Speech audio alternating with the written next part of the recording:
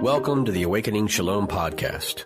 The Awakening Shalom Podcast is an opportunity for digital faith formation at Myers Park Baptist Church that accompanies the Awakening series, a year-long journey of exploration and discernment which invites all people to come learn about the current social justice issues of the day and how they impact our faith.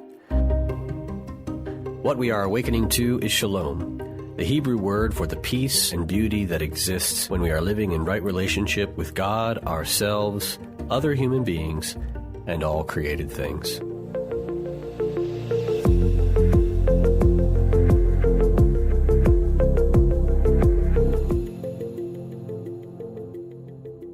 Welcome back to our podcast series, Theopolitical Creativity, Race, Faith, and Politics. We are so excited to be back for episode 2 and to get deeper into this work. And we also have a special guest who we will introduce in a few moments. Ben, I just wanted to pick up, because last time you were wearing your Baldwin 2020 shirt. And we were talking in the last episode about how I was a part of a faith tradition where, Black preachers run for office very often. So there really isn't a separation between faith and politics. So I wanted to bring my shirt from 2014.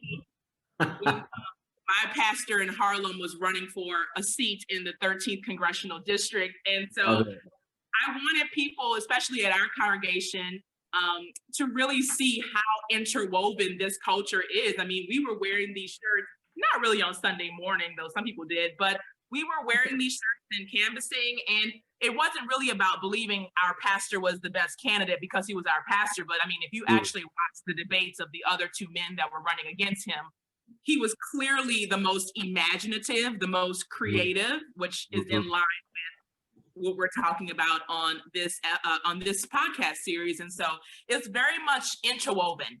Very much. So I wanted to bring my shirt. I didn't wear it. I love seeing it. Yeah, I mean, it's a reminder, right, for the white community, folks from the white church tradition, that we try to create these like really separate categories and compartmentalize things in areas to try to like keep them safe.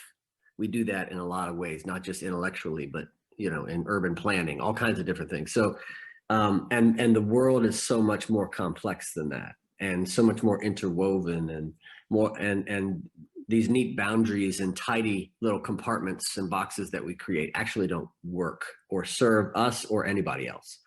And so just kind of wrestling with that, because of the history, we don't have muscle memory on leaning into the complexity and the intertangling of sort of church and pastors running for political office in the same way in sort of the mainline tradition that we see, mainline white tradition as we see in the Black community. So I love that, and it's an important reminder, like we did last week, about social location, right? Everything starts with that.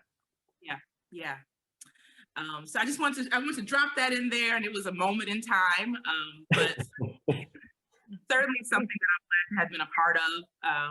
And so we're going to open with our quote, as we do every episode. Today's quote is from a book called Theopolitical Imagination, Christian Practices of Space and Time by William T. Cavanaugh. And I want to say a little bit about some of the concepts in it. I have not read it in its entirety, but William Cavanaugh deals with the myth of the state as savior, so that some kind of way the state will save us. And he also deals with the myth of civil society as free space. So if society is civil, if we could just have civility, then everybody will be free. And that is not true. So he's wrestling with these two myths that I've come across so far. So the quote is from page 90, I believe, in the book.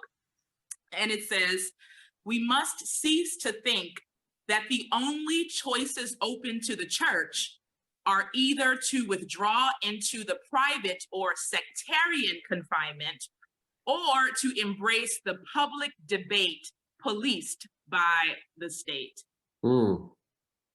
We must cease to think that the only choices open to the church are either to withdraw into the private or sectarian confinement, or to embrace the public debate policed by the state."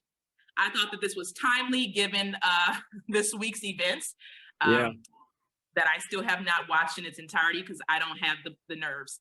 But Don't do it. It ain't worth it. yeah. So I just want to drop that out there as we enter into conversation. We have a special guest today. I am super excited to hear from Minister Candace Simpson. Candace, can you introduce yourself for the people? Greetings and salutations, Earthlings. I am Minister Candace Simpson. I use she, her pronouns. I'm calling in all the way from Brooklyn, New York, which is the best small, big town in the whole world. It just is what it is. I am an associate minister at the Concord Baptist Church of Christ in Brooklyn, New York. And I'm so excited to be here with my seminary classmate, the Reverend Mia. And it's just so good to be with you both. Thank you. Thank you so much, Candace, for joining us. Yesterday, when we were recording episode 1, Ben and I started the conversation by talking about our social location as it relates to this combo of faith and public policy and politics. So can you give the people a little bit of detail about how you are entering the conversation today, particularly in this political moment we are in right now?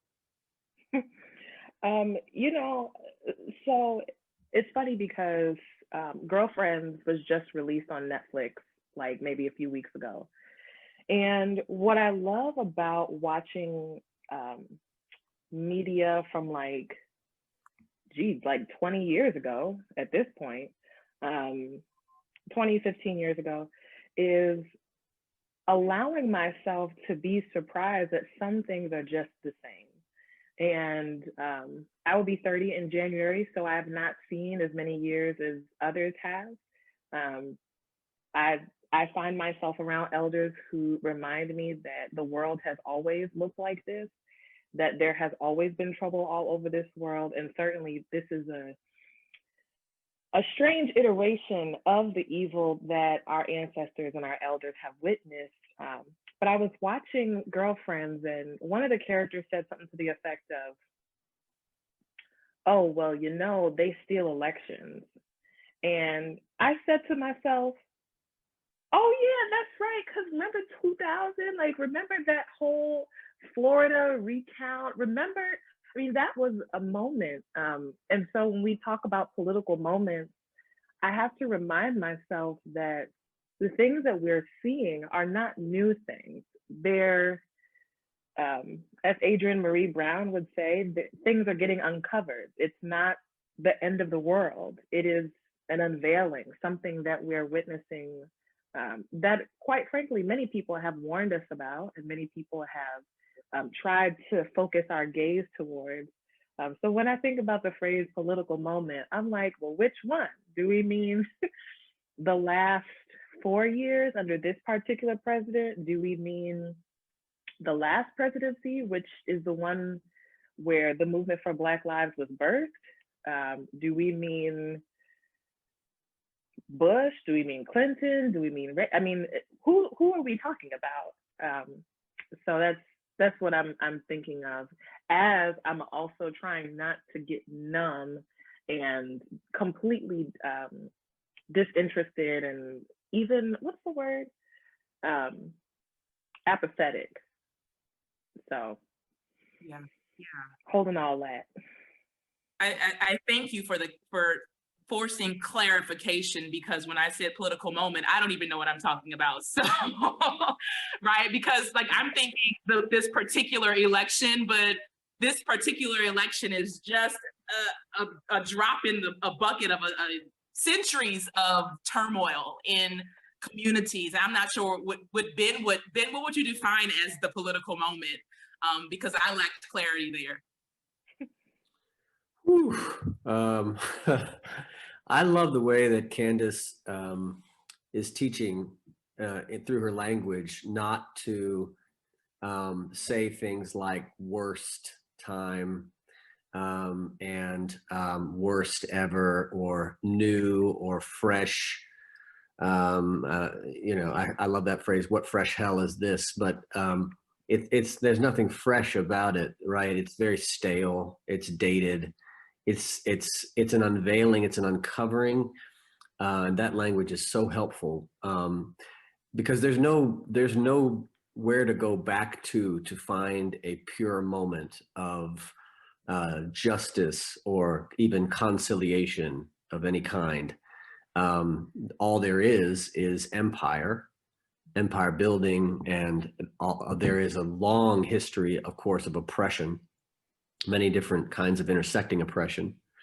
And while there has been a counter revolution, a movement for democracy and for freedom and for rights and for liberation, it's the blowback is constant, and the evil that we face continues to transform itself into new iterations constantly. And if we're not paying attention to that historical truth, we will miss how it's being reborn as another evil in the present, or what has already been there always, that's being unveiled. To Candace's point, that we then have to go back and reckon that we did not liberate ourselves from this before, and now we face it again because we thought we could do a surface level change. We keep kind of saying if we just prune the tree, we can fix the tree or get the tree to grow into something healthy. But the roots, right, are the problem. And so I think it's our desire as human beings to want to continue to live in denial. And so we keep going into denial and we forget about the history. We're very forgetful.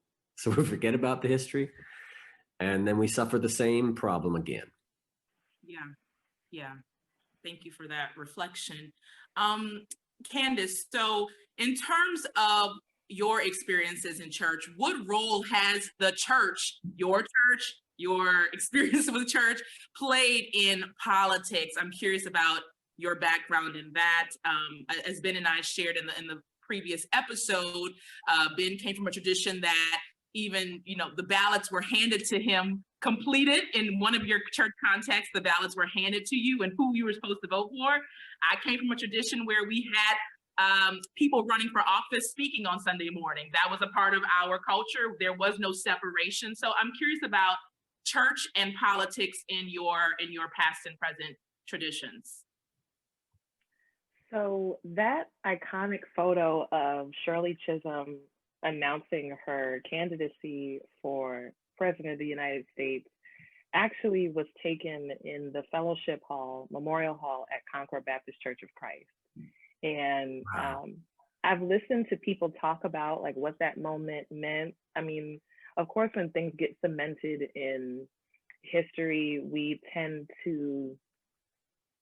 do tend to glamorize and, kind of fawn over the past.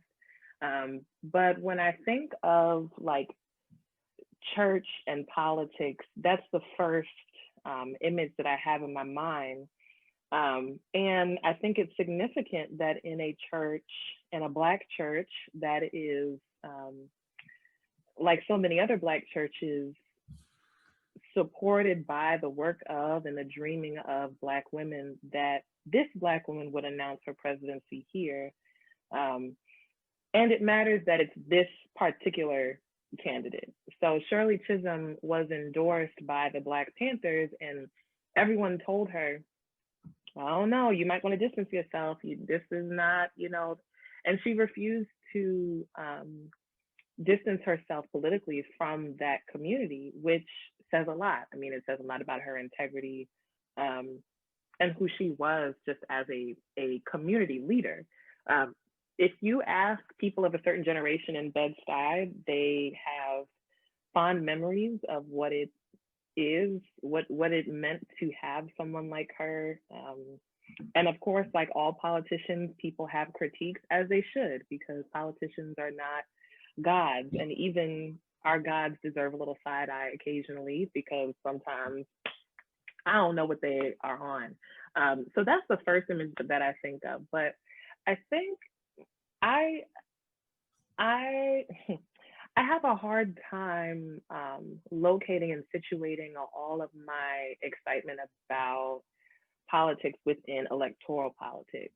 So, of course, that's like the first image that I think of. But when I think about like Black church and politics, I also think about spiritual care and nourishment and community building as a political um, need, as something that it is absolutely spiritual and community based, but it also is a political project. I think Black people deciding to get together and worship is a political statement. And I think the ways that the kinds of God, the kind of images of God that we imagine, the kind of the ways we talk to and about God is a political project. You know, when we talk about, you know, has he ever made a way when he didn't have a dime? Has he ever stepped in just right on time? You know, like, has he ever picked you up when you are down? Has he ever placed your feet on solid ground? Then you know he is a rock in a weary land. You know, this is about Christ. And it's also about our community, like other Black people. It's about how we experience salvation through really intimate relationships, such that, you know, towards the beginning of the pandemic, I was really in a funk. And I got a text message from one of the deacons at the church, and she said, "What you doing?" And I said, "I'm obviously in my house." And she said, "Well, come outside."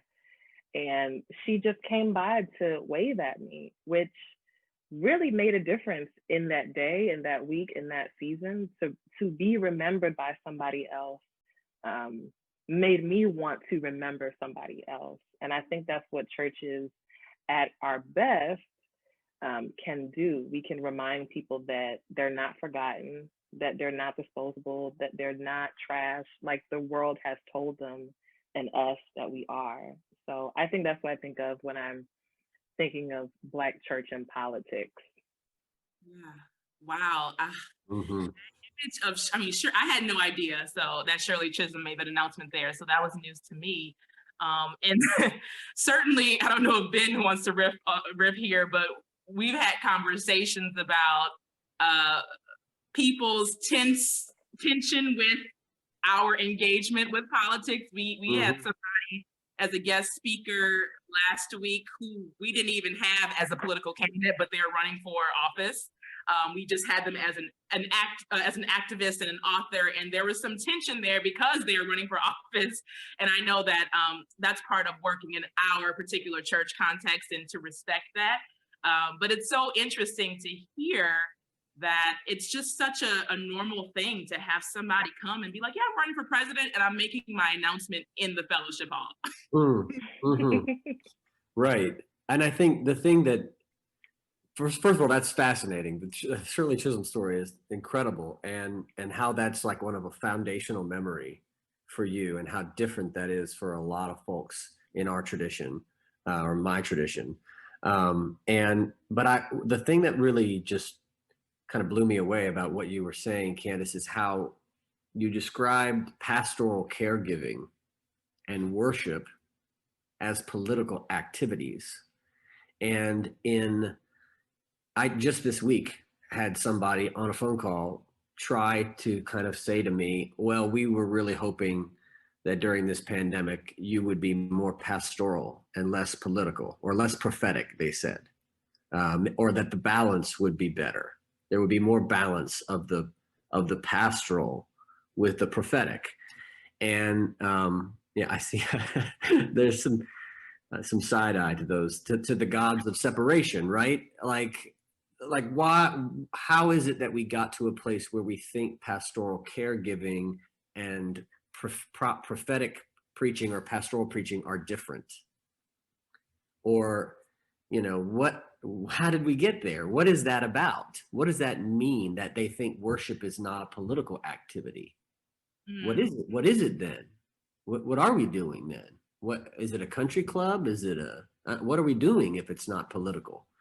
You know, and so there's this limited, again, a limited imagination, and a narrow view, and maybe this is something unique to the white tradition, or specific, and especially in the white sort of main line, and we called it the purple church tradition yesterday, also. And but it's very frustrating to try to lead people. Even I'll use the language of pastor people who have compartmentalized prophetic and pastoral activity, separating them distinctly from one another, and critiquing their clergy for engaging in one more than the other, and giving us like a scale in which we have to balance whatever they mean by pastoral with whatever they mean by prophetic, on some kind of scale.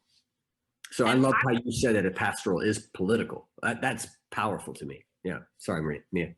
I would even say that it's not just the white mainline church, but I've heard similar sentiments from certain Black churches. We call them high, I don't know what Candace calls them, but I call them high Baptist or the high tradition, who are also critiquing their Black pastors who are being very political in their preaching right now. And certainly that's a form of assimilating to whiteness, which we'll talk a little bit about later. But I've heard that as well from a few Black ministers who work in these types of churches as well. I'm not sure if Candace has heard anything similar.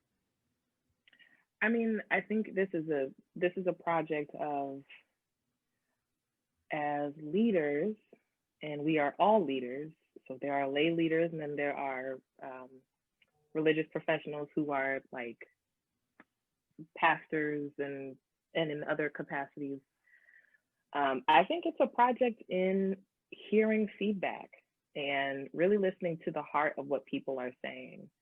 So I think if someone were to say, "Oh, I wish you weren't so political," I think that the response ought to be a question, which is, what does that mean to you?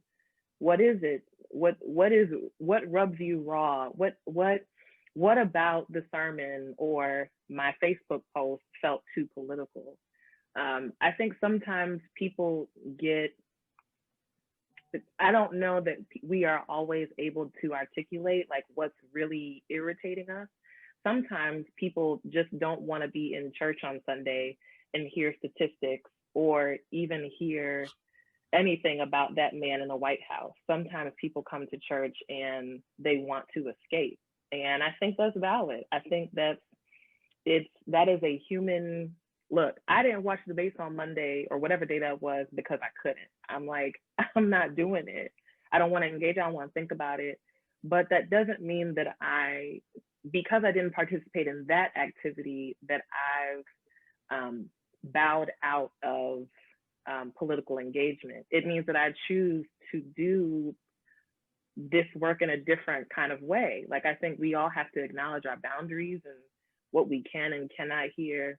Now, of course, some people, they will say things like, I want to hear this social justice stuff, rah, rah, rah, And so I think strategically what our task, our challenge is then to find where in the Bible can we express the kernel of that political thing that we're trying to point to, so that, sometimes you gotta be subversive. I think that was part of, there's so much wisdom in the Bible, but I think what draws me to Christ is that man was a master pedagogue and could talk about trees and fish and flowers and lilies and things like that in a way that opened up curiosity, because we're still talking about these parables like thousands of years later. And I think perhaps the worst thing that happened to our faith is just the binaries of like flesh and spirit and male and female and, all these things that we imagine are opposite and against each other. And that's just something that we're now we're dealing with the consequences of that. I mean,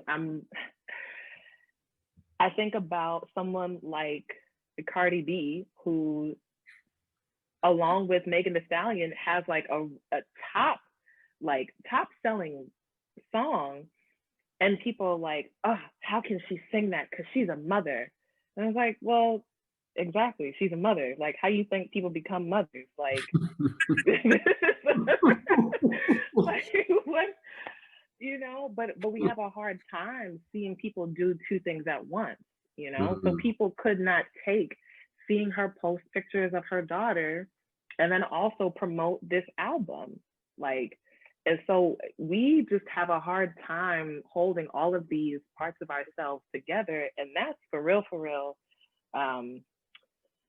White supremacy has taught us to do that. And it's taught us to be skeptical of those places within us where all of these things meet.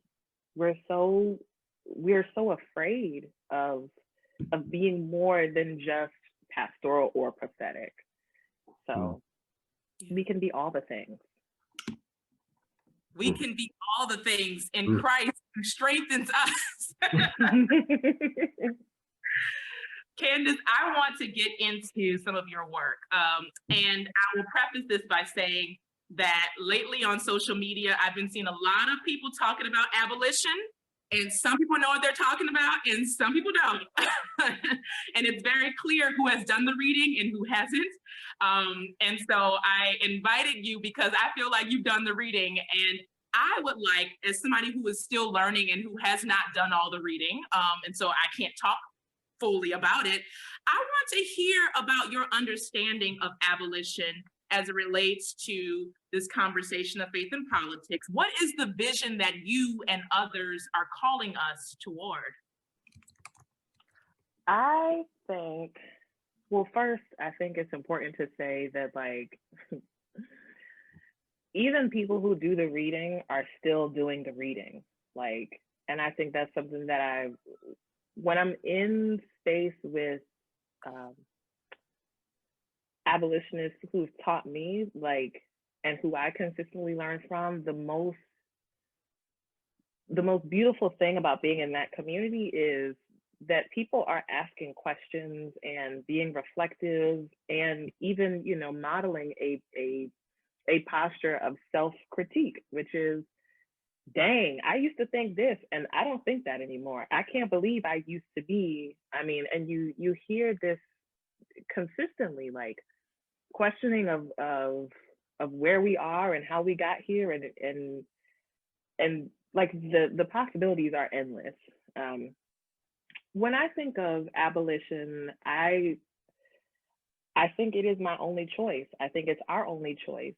And you know, as you've said, it's a hot topic lately, and it's also something that is oh Jesus. It's something that is stirring up a lot of dust, and it's, if I could be frank, it's putting people in danger because I think what we're saying often gets maligned. Like, I think what we're saying is intentionally misunderstood, intentionally misconstrued, because, you know, haters gonna hate, potatoes gonna potate. So, but yeah, I remember a time in my life, and it wasn't that long ago, where I believed in reform. I believed in prison reform. I believed in police training and accountability. And, you know, I thought that we could train our ways out of this. And I've watched enough and I've seen enough people become hashtags to know that even in the places where we have instituted these reforms, even in the places where we have body cameras, even in the places where people have done the bias training, they've done the implicit, you know, bias conversations and the professional development, people are still being killed. The chokehold in New York has been illegal. And at some point we have to ask, what is this demon that forces and encourages people to view Black people, and particular Black people, as something to be exterminated, like vermin? I mean, this is a spiritual issue. It's not something that can be, book clubbed away. Even though I believe in a good political education session, I think there are just some things that have to be exorcised. Like, and there are some demons that we have been playing with. And when you track the history of modern policing, it is through slave patrols. And I think at this stage of my life, my concern about abolition, and this is something I've been working through with others, is like, well, what happens if when we get to the place where we have defunded the police and we've disbanded these police departments? What happens then when wealthy white folks decide to invest in private security? And what happens when they buy, excess weapons from the military? What happens when people, I mean, at some point, this is what I'm saying about, like, we have to keep digging and keep thinking about what else is possible. And that's not to say that, like, I don't want to defund the police. I do.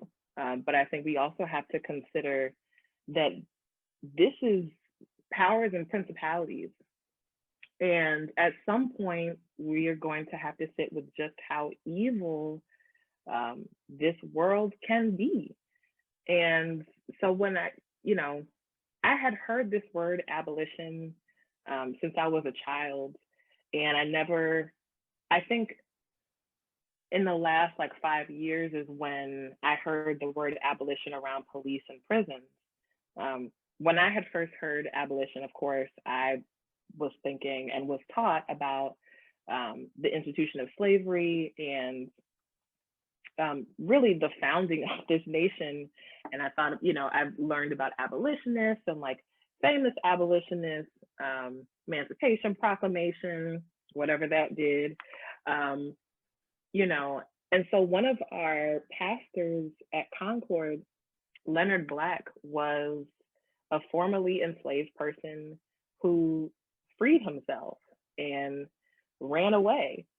And he was at Concord for maybe 2 years or so, and he had to just dip, he had to escape because the Fugitive Slave Law was enacted, the Fugitive Slave Act was enacted, and even as pastor of the Concord Baptist Church at this time, he was in danger. And so he had to flee again to Canada. And when I think of that inheritance, when I think of that legacy, when I think of what's in our institutional DNA, I don't think there's any other choice but abolition. I mean, our ancestors, they had no choice. It's not an intellectual exercise. It's not theory. It's not, something in the sky. This is survival. And so I just don't know how to live in a world that makes space for treating entire classes of humans as disposable, as, disappearable, and that's it's a spiritual idea. It is, once you have decided that someone is not deserving of the freedoms that you enjoy, you've unlocked a dimension around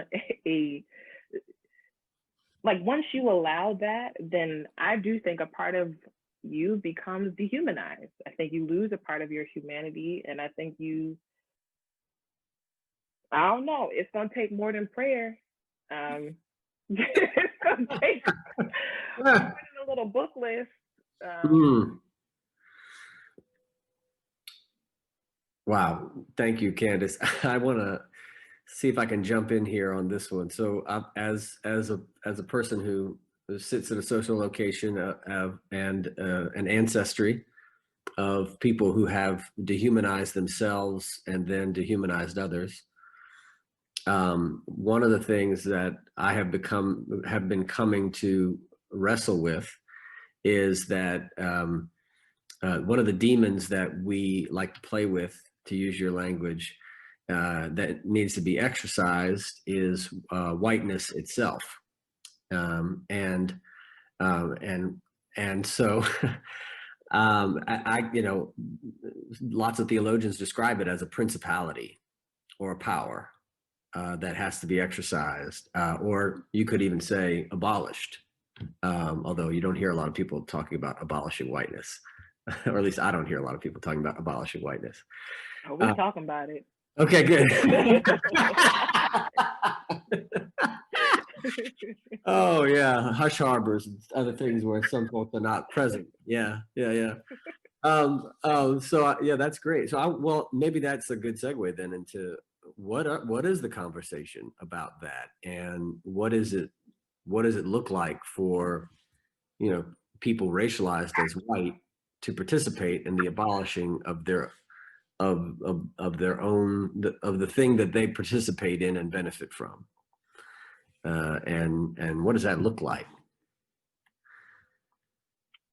I was just having this conversation with my mom the other night because abolition is a constant curiosity. And so the abolitionists asked, well, how can we fill in the blank? So if, for example, we notice that a lot of children are being picked up by police officers at a certain time, then the abolitionist says, why are these children being targeted at this time? And what can we create instead to keep them out of the system? And I think, that's why after-school programs matter. That's why sports, music, other, community-based activities matter. And that's the everydayness, as Emily Towns would say, the everydayness of resistance. And so for white folks, I think it's just too easy to fall out of the everydayness. And so earlier this summer, now this is, you want to talk about abolishing things. We also need to really reflect on who we riot for and who we rage for. People have forgotten Tony McDade's name, who was a Black trans man killed by police, but they have not forgotten George Floyd. And in some other ways, we've not forgotten Breonna Taylor, but part of that is because people are making memes out of her, and we can come back to that conversation maybe later. But I remember, earlier in the summer, there were all these stories of Black people being killed by police, and white people just had the space to be sad about it and pretend to be outraged, pretend to be shocked, pretend to be, oh my gosh, I can't believe, I can't tell you how many emails I've gotten from well-meaning white folks who were like, what do you need? How can I support you? How can I? And they went unanswered because, again, this is not new. Things are just being uncovered. We are seeing things, and it's new to you, but it's not new to us. And so I think part of that is to resist the surprise and the shock and the awe. That's something that white people get to do. And so this happens almost like quarterly, where like hyper visible Black women and like certain kinds of Black women get an uptick in PayPal, unsolicited PayPal donations, because white people realize this quarter, oh my gosh, racism exists. And so instead of putting these anti-racist, whatever that means, practices and postures, into real life at your day job, you sending people $25 here and there, like that has fixed something. Now I'm gonna get my nails done, so thank you. But I think we should interrogate like why is it possible for you to do away with $25 and think nothing of it? You know, like what is it because you've got more $25, where that comes from, right? And where did that come from? And I don't think we're having those conversations. Well, that's a big word. I don't think white people are really interrogating the fluidity, the casualness, the ease of popping in and out of these cycles of grief. So I would love to live in a world where whiteness does not exist. And I would love to see how that comes about. There are places where it doesn't exist. Yeah. At least not how it exists here. But then again, even in those places, there's colonization. Yeah. And there's power struggles and there's caste struggles. And like, so even where white people are not present, there's still this underlying battle of power, which, you know, as someone who's from the States, I see that as a white thing. It's a white logic. It is a white way to exist in the world. So the white saints gonna have to get in that prayer closet and really talk to their Jesus. Well, maybe not to their Jesus. They might need to. Not that white Jesus. You might need to find a new Jesus. There's a book on that. Who wrote the book? Was it Jacqueline Grant who said Black women's Christ and white women's Jesus? Am I mistitling that? Yeah. Wow. So I was thinking about for, you know, how white folks, who do they have ancestors to draw on, right? You know, that is the struggle to identify people who have embodied, you know, justice and truth and critique of the system and lived it in their lived reality. Finding true saints is a challenge. That's a challenge. Well, and I think I always get really like freaked out when white people start calling on their ancestors, because I'm like, hold up, do not bring them into this room. They need to register and come through a screening process. You know, whenever we have like, you know, gatherings, people are like, oh, my aunt. I'm like, ooh, hold on. But I think when I humble myself and I really think about the places in my life where I have power, the places in my life where I have cushions, and one of those places is my faith. Of course, Black Christians get treated differently than white Christians and other kinds of Christians, but I still have privilege, and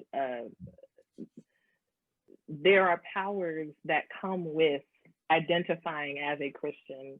And so I do, when you talk about, like, you know, our ancestors who we probably should not bring into the room, I think about people in our holy text who we got some examples of some trifling people, and but I think the faith and the project of the faith is not to put people on pedestals or to try to sanitize their legacy, but to really confront the activities of their hands and their hearts, and to see what they did, and to really look in the mirror and say, is this who we want to be? Like, you know, I think that is the beauty of the Bible. And as a Black queer woman, I have every right to not open that book because of the ways that it has been used as a weapon against me and people that I love. And I think the power of a common text like a Bible is that we get to, as a community, later on discern, all right, this King Nebuchadnezzar, are we going to do this again or are we not going to do this again? All right, like Pontius Pilate, this guy is in this story. Are we going to do this again or are we not going to do this again? Like, even, you know, some of the disciples and some of the writers of the letters, I mean, we get to say to these words, this part is good, I'm not going to do this, I'm not going to do that. Like, we get to have a discernment. And I think we, you know, get to look at our theological ancestors and ask those questions. And I think white people get to ask that question of their ancestors, and to say,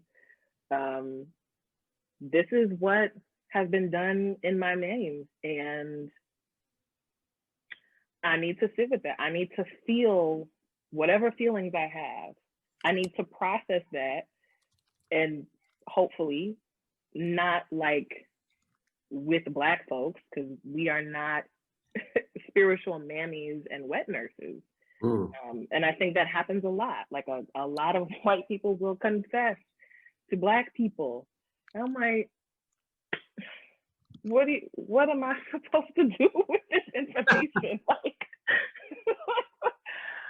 okay, right? Like, but that's also spiritual work, is confronting those people in our bloodline, whether it's real or spiritual or, you know, fictive, and to really sit with what is in us, and are we gonna be those kinds of people in this world? You said King Nebuchadnezzar, and Ben has preached like 17 sermons on Nebuchadnezzar.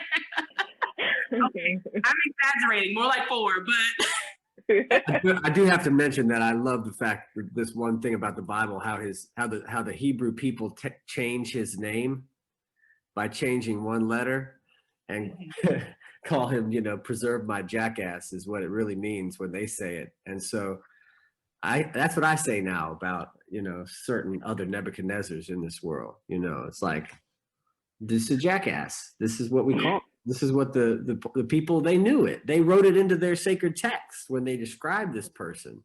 And it was subversive, to your point earlier. They found a way to change one letter and as a powerful act of critique and political resistance. I love it. Political resistance, though, the fact that people can say that politics don't belong in church, but we're having this conversation, and in the sacred text, we're seeing these people calling a politician essentially a jackass. This is not new. You know, this is, I don't know. I mean, we know what happened and how things kind of got entangled and disentangled, but this is not a new thing to be having a political critique coming from people of faith. Yeah. No. So Candace, you mentioned the sacred text, and as we begin to wrap up, we close each of these episodes with theological imagination. And so I'm curious about, Ben, and you can jump in here too. I talked about my text last time, so I won't do much this time, but I'm curious about what sacred text inspire your leaning into of the abolitionist movement, the nouveau, or whatever we want to call it. I think of Leviticus 25, but I'm curious about what you lean on if you had to get explicitly spiritual or theological with people. How much time we got? Because you know I love to play in the Bible. So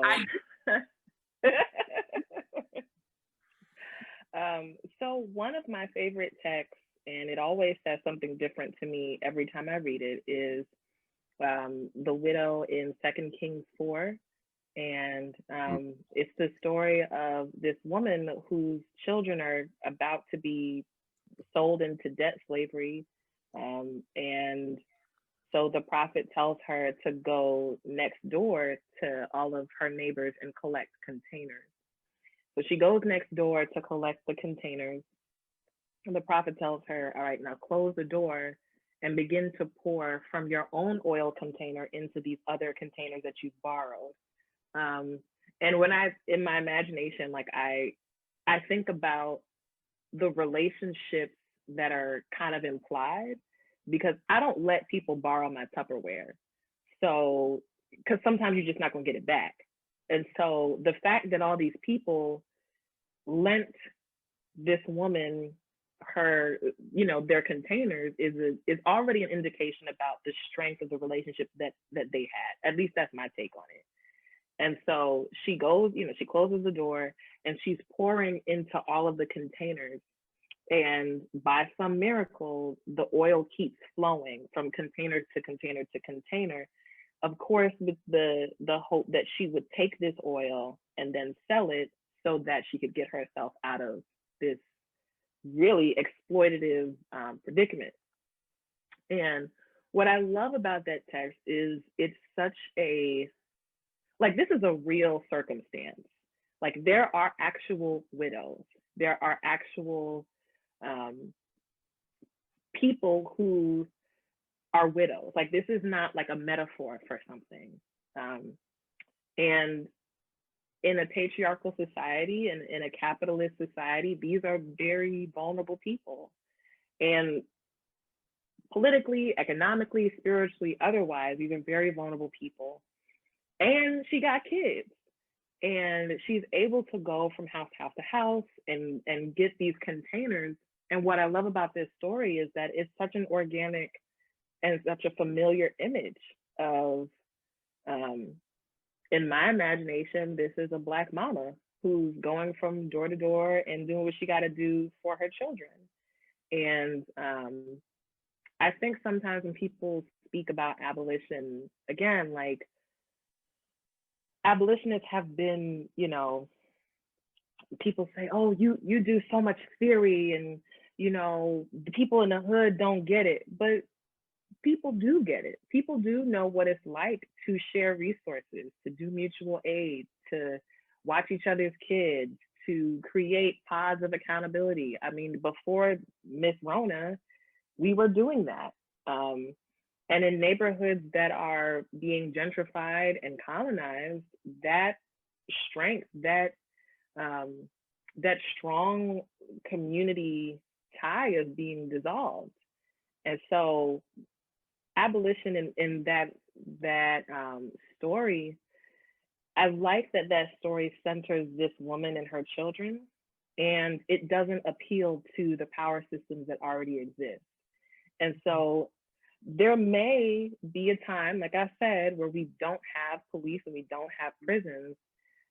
And until that time, we still have to create a culture of community, and create a culture of supporting and loving and protecting and looking out for each other, because the state is not going to do it. I mean, I understood and I understand the significance of the communal mourning that people are doing around the passing of Justice Bader Ginsburg. I absolutely think it makes sense that people are sad. And it also makes sense that people are angry about the potential replacement. And before things get to the Supreme Court, they have to be enacted in everyday interactions.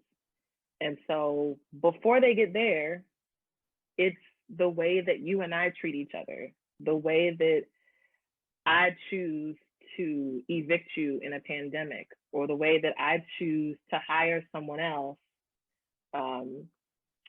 because it's easier for me to have this person in the office than someone else.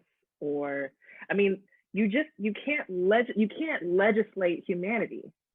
It's an important thing. I mean, clearly, there are things that the Supreme Court has allowed for me as a Black queer woman to do. And when I think about that story of this woman and, going door to door, you got to do what you got to do.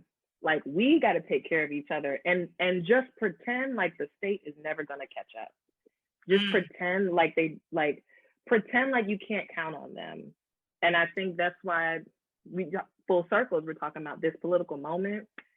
I'm not despairing, at least not today. Maybe, you know, later on I'll wake up in the middle of the night and I won't be able to fall back asleep, but I don't believe that this nation will take care of us. I'm not hopeful about it, but I do believe that we can take care of each other. And that's where I put my attention. My hope is built on nothing less than Jesus' blood and righteousness and mutual aid, period.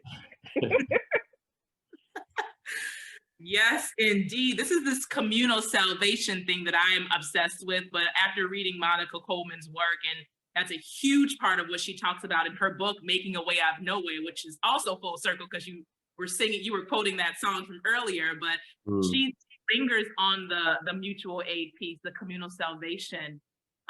Thank you for that. Thank you for that theological imagination. Ben, do you have any reflections on that? My mind is blown right now, so I'm I'm still thinking about the exegesis and the sermon we just heard, and I think the thing that really strikes me and kind of hits me to my core is how in my particular education on this topic, I was taught a way of thinking like this that sounds like this, but is not like this.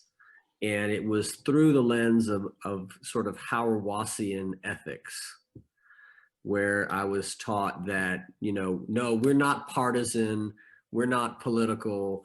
The church as itself, the church itself is the politics, but there is a danger in that because it only mirrors and reflects without deep enough critique what Candace is dropping on us right now about communal salvation and how we really only have each other to rely on, our people. And if we look to the state to save us, you know, Hauerwas also points out that mistake. But then the answer is the church. And there's another corrective that's needed into saying that the church is not always the community of God. Right? And sometimes the community of God is that neighborhood around the widow, right? And clearly some of Candace's community and our friendship relationships, who care for us, who are our family, true family, not the family we made, not the family that we've been given. And what does it mean to build a community, church or not church, right?